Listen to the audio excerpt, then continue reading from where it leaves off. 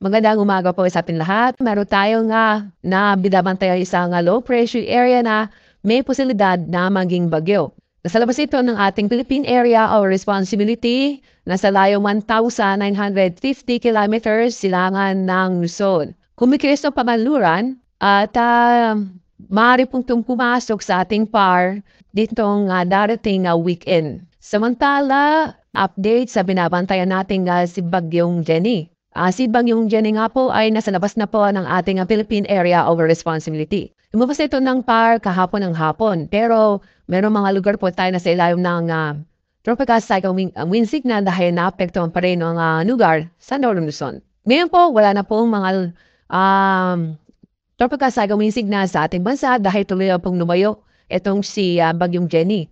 At kanina ng 4 na madaling araw, huling namatahan ang layo ng sentro ng bagyo ay nasa 385 kilometers west-northwest ng Itbayat, Batanes. Bahagyang humina ang Bagyong Jenny. Ngayon po ay ang lakas ng hangin na malapit sa gitna nito ay umabot sa 120 kilometers per hour, samantala ang pagbugso ng hangin ay nasa 150 kilometers per hour.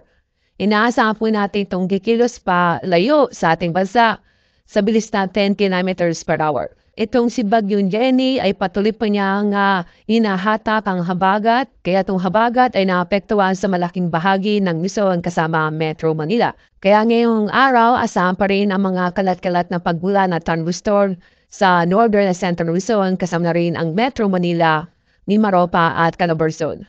Sa ating forecast track ni Bagyong Jenny, inyong makikita na patuloy na po lalayo sa ating bansa at pagdating po ng Tuesday, October 10 next week, ay tuloy na po magiging low pressure area si Bagyong Jenny.